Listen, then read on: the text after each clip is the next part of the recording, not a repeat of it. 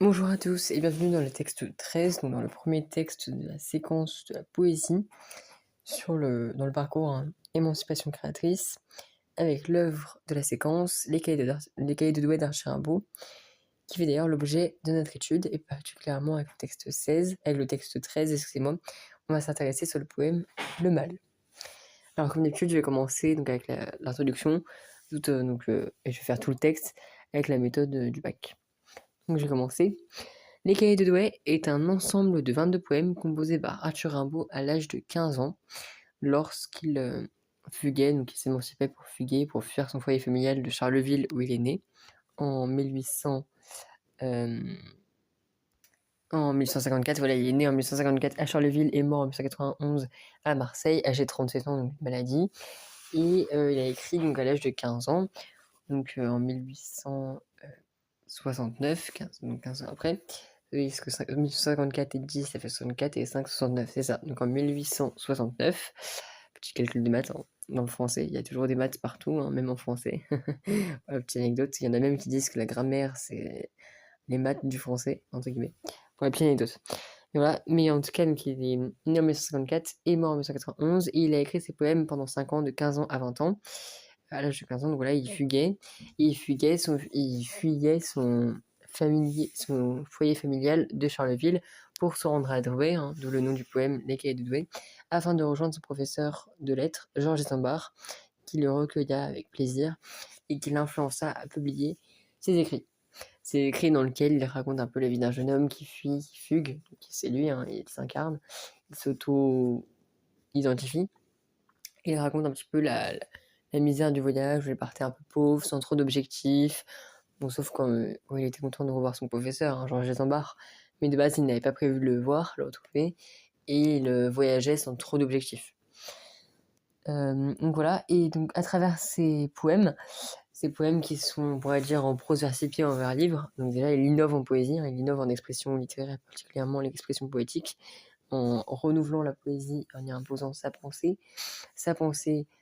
pour innover en poésie, mais aussi sa pensée en retranscrivant sa pensée à travers ses écrits, où il défend une idée de liberté déjà par la fuite, par la fugue, mais également une liberté par le fait de s'émanciper en écrivant. Donc il y a deux émancipations, émancipation par la fugue, émancipation par l'écriture, ça permet de fuir, de s'émanciper. Et également, il dénonce à travers ses poèmes, notamment le mal, des événements politiques, comme par exemple la guerre franco-prussienne, entre les Français et les Prussiens, donc les Allemands actuels, de 1870. Donc cette guerre-là, où il décrit un petit peu tout le mal que ça implore, d'où le poème Le Mal. Je vais maintenant, après cette introduction, lire le poème, et ensuite on va attaquer le projet de lecture. Alors le mal est attaqué, c'est qu'à le dire. Le mal. Tandis que les crachats rouges de la mitraille sifflent tout le jour par l'infini du ciel bleu, écarlate ou vert, près du roi qui les raille, croulent les bataillons en masse dans le feu, tandis qu'une folie épouvantable broie, et fait de 100 milliers d'hommes un tas fumant, pauvre mort, dans l'été, dans l'herbe, dans ta joie, nature, ô toi qui fais ces hommes saintement, il est un dieu qui rit aux nappes damassées, des autels à l'encens au grand calice d'or, qui dans le bercement des hosannas s'endort, et se réveille quand des mères, ramassées dans l'angoisse, et pleurant sous leur vieux bonnet noir, lui donnent un gros soulier dans leur mouchoir. Après la lecture de ce texte, nous pouvons nous demander comment Arthur Rimbaud utilise la forme poétique du sonnet pour exprimer sa révolte. Sa révolte face un petit peu au mal de la guerre, et notamment, selon lui, à l'inaction, euh, au retrait, au côté passif de la religion dans la guerre, ou d'une mauvaise action. Et nous pouvons distinguer en ce sens deux mouvements. Donc, nous remarquons bien visuellement qu'il s'agit d'un sonnet, par les deux quatrains et les deux tercets que certains appellent en 6-1. Et en ce sens, nous pouvons distinguer des vers 1 à 8 avec les deux quatrains une peinture de la guerre avec une dénonciation, notamment au niveau des horreurs de la guerre, du mal, donc la dénonciation du mal de guerre, du mal de la guerre, c'est le cas de le dire, donc il y a les deux sens. En même temps le mal de guerre, et en même temps donc le malaise, le mal-être, en même temps le mal causé par la guerre, d'où le titre Le Mal. Et dans un deuxième mouvement, des 9 à 14, donc avec les deux tercets ou le 6-1 comme on veut, la satire de la religion, dans lequel Rimbaud critique un peu la religion en soulignant qu'elle est inactive, elle est passive face à la guerre, où elle ne réagit pas en bien. Voilà. Donc nous pouvons commencer avec le premier mouvement qui commence dans le premier vers avec le vers 1, où il y a une anaphore donc entre le vers 1 et le vers 5, avec les adverbes tandis que les crachats rouges de la mitraille, tandis qu'une folie épouvantable bourroie, qui crée tout d'emblée une liaison entre les deux quatrains, donc dans ce mouvement. Et ensuite, donc la proposition subordonnée relative, la phrase, le groupe nominal les crachats rouges, donc l'adjectif rouge ici connote le sang causé par les tirs de mitraille, donc c'est assez négatif, c'est assez horrible, ça montre toute la violence. Donc on en était bien à la lecture linéaire, donc à la ligne 1, hein, effectivement, comme je disais, avec l'adjectif rouge, on a bien tout, donc ça connote le sang, on a bien toute l'horreur de la guerre, qui est répertoriée, donc il y a une répercussion sur le vers 2, où il y a le verbe conjugué siffle.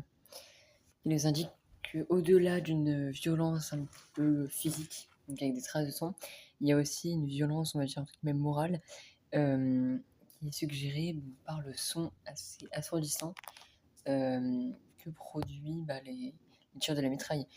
Donc, par rapport au précédent texte qu'on avait eu, avec le texte 12, on pourrait comparer un petit peu au bruit assourdissant des gouttes d'eau qui tombent dans la grotte qu'entend Maheu toute la journée, hein, pour dénoncer un petit peu la violence, les conditions de travail horribles des prolétaires tels que Maheu, dans la mine de Moussou. Donc ça, c'est dans Germinal d'Émile Zola, mais c'est un peu cette même idée d'un bruit assourdissant et des conditions de travail, entre guillemets, parce qu'un militaire, quand il est à la guerre, c'est un peu son métier, c'est son travail, et pareil, il souffre, et notamment ce bruit assourdissant, effectivement, de la mitraille. Néanmoins, il y a tout de même une opposition marquée par l'adjectif bleu, hein, donc qui est l'adjectif épithète du nom commun ciel, hein, par l'infini du ciel bleu, où il y a quand même une ambivalence, où Barabou souligne quand même qu'il y a du mal, mais c'est une guerre sous un beau temps, entre guillemets. Donc peut-être que c'est un peu pour remonter le moral, entre guillemets. Après, au vers 3, on dit bien des vers, hein, et non des lignes, puisqu'on est en poésie, on pourrait dire vers prose versifié ou vers libre, mais ça reste des vers comparé à Ponge, où c'est vraiment en prose. Voilà, et donc il y a écarlate ou vert, donc des adjectifs qui sont des adjectifs de couleur, qui nous indiquent un petit peu les deux armées qui combattent. Donc on a d'un côté en écarlate, donc c'est couleur un peu pourpre, rouge, donc c'est les Français, et vert, c'est les Prussiens, donc les Allemands, les actuels Allemands. Donc suivi, donc à côté, nous avons la position subordonnée relative qui les raille, donc introduit par le point relatif qui complément l'antécédent du nom comme un roi, qui nous indique que les rois, donc les dirigeants, donc en France c'est l'empereur Napoléon III, et en Prusse c'est l'empereur Guillaume II, si je ne dis pas de bêtises, et c'est assez choquant de leur part, puisqu'on constate qu'ils envoient leurs soldats, leurs troupes aller combattre, et eux ils restent tranquillement chez eux, et ils les raillent en plus. Voilà. Ensuite, il y a le nom commun feu, qui vient conclure le premier quatrain, et qui vous indique, qui témoigne, enfin c'est un autre élément qui témoigne de la violence de la situation, et qui relève du lexical de la guerre, hein, avec le feu causé par les tirs de mitraille. Ça envoie du feu. Il y a aussi donc ça envoie du feu, c'est ça, et ça tue en fait les personnes, et c'est pour ça qu'on parle de crachat rouge. Ça fait des traces de sang assez dramatiques. Nous arrivons maintenant au deuxième quatrain, excusez-moi, toujours dans la première partie, avec, comme je l'avais dit, donc cet adverbe de temps, tandis qu'une, donc ça se rejoint, donc c'est de manière anaphorique, hein, il y a tandis que les crachats rouges de la mitraille, vers 1, et là vers 5, tandis qu'une folie épouvantable bourroie, donc ça se lit, c'est ce qui lie les deux quatrains. Et nous avons d'autres éléments qui témoignent de l'horreur de la guerre, hein. Donc par la position de coordonnées au vers 6, introduite par la conjonction de coordination et, effet de 100 milliers d'hommes, un tas fumant. Donc il y a une métaphore qui est opérée entre les hommes, donc les soldats, et le tas fumant, c'est-à-dire qu'on les par la guerre, ils sont tués donc par la mitraille, à coups de feu, etc. Et ça leur fait jaillir du sang. Donc ça les blesse gravement, voire ça les tue. Et en fait, leurs cadavres assemblée, tout ça, brûle et devient un tas fumant. En fait, on compare leur corps de soldats morts à un tas fumant. Donc ça montre vraiment l'horreur. C'est vraiment terrible. C'est une guerre terrible. Et c'est un peu au niveau des conditions de la guerre. Ça introduit assez bien, on pourrait comparer similairement aux deux guerres mondiales, hein, notamment à la première. On étudie beaucoup les conditions assez horribles, et notamment le nombre de morts qui évolue chaque jour. Ensuite, nous avons enfin entre guillemets, la parole du poète, enfin le poète qui prend la parole par le biais de phrases exclamatives où il éprouve une forme d'empathie ou de compassion pour les morts, hein, je cite, « Pauvre mort, dans l'été, dans l'herbe, dans ta joie ». Donc, dans l'été, dans l'herbe, dans ta joie, c'est introduit par la préposition dans, et ça nous indique un peu où sont les morts. Donc les morts sous un beau temps d'été, sur l'herbe, dans la joie, entre guillemets.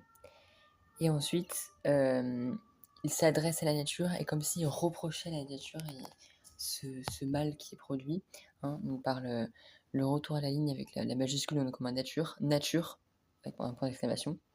Ô toi qui fis ces hommes saintement, et l'adverbe saintement qui met en avant l'idée que la nature, c'est bien la nature qui les a créés et qui normalement les avait créés bonnement, mais qui là, donc ça souligne que c'est la faute des hommes, c'est les hommes qui se battent entre eux, mais que la nature n'intervient pas pour autant pour les corriger et les remettre dans le droit chemin. Donc, en même temps, il souligne, en même temps, il s'adresse à la nature, mais surtout il souligne que la nature, on pourrait supposer qu'il souligne que la nature n'accomplit pas sa mission ou devrait les aider. Et il va étendre plus cela, donc là c'est pour ça que ça introduit la deuxième partie dans laquelle nous entrons, dans le deuxième mouvement, parler de tercé, donc le 6-1, puisque la nature ça se lie à Dieu, en effet la nature a été créée par Dieu, c'est la nature qui a créé les hommes, mais qui a créé la nature c'est Dieu, donc en fait c'est Dieu qui a créé la nature et notamment les hommes. Et donc en fait ça se lie à la deuxième partie, où là Rimbaud avait dans le premier mouvement, en fin du premier mouvement, reproché à la nature de ne pas agir, et là il va reprocher particulièrement à Dieu d'être passif, d'avoir créé les hommes, mais de ne pas forcément les aider ou de ne pas agir correctement pour les aider pendant cette guerre. En effet, il déclare en ce sens par un présent simple indicatif, il est un dieu, donc il cite Dieu, qui rit aux nappes damassées, des autels à l'encens au grand calice d'or, qui dans le bercement des hosannas s'endort. Donc cette énumération de différents termes, hein, donc avec la proposition subordonnée normative, qui rit aux nappes damassées, donc qui est introduite par le pronom relatif qui et qui complète le propre Dieu, suivi donc des groupes nominaux des autels à l'encens au grand calice d'or, souligne un petit peu toute la richesse de l'Église, et c'est surtout ce que critique Rimbaud, c'est qu'il sous-entend que, surtout avec la phrase, hein, donc la proposition subordonnée relative, qui dans le bercement des hosannas s'endort, ce qui veut dire par là, c'est que l'Église reste renfermée dans ses églises, c'est le cas de le dire, donc l'Église avec un grand E, donc les prêtres, les diacres, etc., restent sagement protégés dans leurs églises et qui n'aident pas le peuple à se battre, ou qu'ils ne prient pas, qu'ils n'apportent pas la paix pour finir la guerre. Donc ici, en ce sens-là, Rimbaud, donc en ce tercé, Rimbaud critique un petit peu la religion de Dieu en soulignant qu'elle paraît au premier abord assez inactive, qu'elle est assez riche, etc., et qu'elle se laisse bercer, profite de sa richesse bien protégée dans son église, mais qu'elle n'est pas là pour résoudre le problème. Donc c'est ce qu'il critique. Et il oppose donc cette richesse, ce confort de l'église qui n'agit pas assez, au déconfort, l'inconfort que subissent les familles, notamment les mères, hein. Donc je cite par la proposition coordonnée dans le deuxième tercé, dans le dernier tercé, c'est qu'à le dire, donc au vers, donc là on est à 9, 10, 11, 12, au vers 12, c'est ça, et se réveille quand des mères ramassées, dans l'angoisse et pleurant sur leur vieux bonnet noir, lui donnent un gros soulier dans leur mouchoir. Donc déjà une opposition entre le verbe s'endort, donc qui conclut le vers 11, donc, qui dans le bercement des hosannas s'endort, qui peut dormir paisiblement dans son église, tandis que les mères de famille se réveillent en sursaut dans l'angoisse, dans la peur de leur fils qui meurt, de leur fils, de leur mari, de leur frère, de leur père, de leur grand-père, etc. Tous les hommes de leur famille qui souffrent chaque jour au combat, qui sont morts même gravement blessés ou meurent carrément. Voilà, en effet, hein, il y a La position dans l'angoisse, donc qui a introduit l'angoisse que subissent les mères, suivi la position coordonnée et pleurant sous leur vieux bonnet noir. Donc les femmes souffrent, elles sont dans l'angoisse, dans la peur, dans la crainte, elles en pleurent, c'est la conséquence, elles en pleurent. Et surtout le vieux bonnet noir, donc l'adjectif noir, ça fait référence un petit peu aux couleurs du deuil. Donc elles sont souvent en deuil, cachées dans le deuil, donc recroquevillées dans le deuil de leur mari, fils, père ou grand-père, etc. Donc tous les hommes de leur famille. Et ça crée vraiment une ambivalence entre l'Église qui est protégée dans son... le personnel de l'Église, les prêtres, etc., Dieu qui est protégé dans son Église, et les mères qui souffrent et elles se réveillent en panique, etc., pour les hommes de leur famille, quoi. Nous en venons maintenant à la conclusion. Nous avons vu à travers ce sonnet, donc on a vu textuellement donc les deux quatrains et les deux tercets, on pourrait dire un huitain et un sixitain, enfin c'est comme on veut. Je trouve ça plus simple de dire deux quatrains, deux tercets, c'est ça, mais vous pouvez très bien dire un huitain et un sixitain, ou deux quatrains et un sixitain, enfin c'est comme vous voulez. En tout cas, on a bien vu toute la description du mal, d'où le titre qui porte bien son nom. On a bien vu le mal, surtout le mal de la guerre qui est souligné dans les deux premiers quatrains, par différents termes, par le champ lexical de la guerre, marqué par des noms communs, par des adjectifs qualificatifs de couleur ou des adjectifs qualificatifs de manière générale, qui soulignent vraiment la violence, les conditions de guerre horribles, et surtout la souffrance qu'endurent les soldats, et notamment dans un second mouvement, les mères de famille, enfin la famille. Et nous avons quand même vu une critique de la satire de la religion dans le deuxième mouvement, puisque Rimbaud critique à l'Église justement d'être plutôt passive ou pas assez active du moins face à cette violence, alors qu'il souligne, il vise à rappeler que l'Église a quand même créé l'homme. Donc si l'Église a créé l'homme, elle serait capable de le contrôler, de le maîtriser ou de le détruire, entre guillemets, du moins de le contrôler, pas le détruire, mais de le contrôler. Et c'est pas le cas. Donc c'est ce que c'est ce que critique Rimbaud par la satire de la religion. Et à titre de conclusion, c'est ce que nous avons vu donc, globalement à travers ce sonnet, et sous forme d'ouverture. Donc déjà oui, pour répondre à la problématique, donc la problématique c'était comment Arthur Rimbaud utilise la forme poétique du sonnet pour exprimer sa révolte. Donc il l'utilise, comme je disais, par justement des rimes, des procédés littéraires tels que les adjectifs qualificatifs, des champs lexicaux, des compléments du nom, des extensions du nom comme des adjectifs qualificatifs, épithètes apposés au nom, ou des compléments du nom, etc., etc. Et aussi par des propositions coordonnées, propositions subordonnées, relatives généralement. Donc c'est tous ces procédés un petit peu au niveau de la syntaxe, au niveau de la grammaire, etc., donc l'étude de la langue, qui permettent à Rimbaud, d'un point de vue textuel, d'exprimer sa révolte. Donc voilà, donc sous forme de liberté, c'est pour ça qu'on parle de vers libre ou de prose versifiée à travers ses écrits. Ça c'est la première chose. Et deuxième chose, attitude d'ouverture, en fait nous pouvons nous-mêmes critiquer ce que critique Rimbaud, réfuter plutôt. Après c'est assez subjectif, mais ça tend à être objectif. On peut réfuter ce que dit Rimbaud, parce qu'il est vrai que Dieu a créé la nature a créé l'homme, donc Dieu a créé la nature et l'homme, ça se lit. Mais Dieu a voulu créer, si on le souligne dans la religion, l'homme libre. Donc en soi, ça paraît horrible à dire, mais l'homme est libre de faire ce qu'il veut, donc il est autant libre de faire le bien que de faire le mal. Et Dieu l'a créé libre. Donc, en soi, Dieu a essayé de le faire tendre vers le bien, mais malheureusement, l'homme a pu être perverti par le diable ou par la société, voilà, comme dirait Rousseau, à une autre époque, un peu plus avant, de manière antérieure. Mais c'est ça que je veux dire, donc c'est-à-dire que Dieu nous a quand même créés libres. Donc il peut nous aider si on lui demande par la prière, etc. Donc la religion peut essayer d'aider, peut prier pour les soldats, faire en sorte que la guerre s'arrête et essayer d'attirer la paix, mais c'est pas eux les vrais soldats, et eux ils ont essayé de faire le bien, mais si l'homme, il faut aussi une volonté de la part de l'homme de stopper la guerre, entre guillemets. C'est pas que de la magie. Voilà, il faut une volonté dans les deux sens. Donc nous pouvons légèrement réfuter la critique, nous pouvons quand même réfuter la critique de Rimbaud, dans le sens où il faut plus rejeter la faute, il faut souligner la faute ou le manque de responsabilité de la part de l'homme. C'est à l'homme en tant que tel d'avoir la volonté de stopper la guerre et d'amener la paix. Avec le soutien de Dieu, bien évidemment, mais c'est quand même l'homme en premier lieu qui doit le faire. Voilà, je vous remercie. Et le texte 13 s'achève. Prochain texte, le texte 14, ensuite le texte 15, toujours dans ce thème de la poésie, avec le parcours des émancipations créatrices et avec l'œuvre principale, Les Gaillets de Douai d'Arthur Rimbaud. Voilà, je vous remercie et la vidéo s'achève.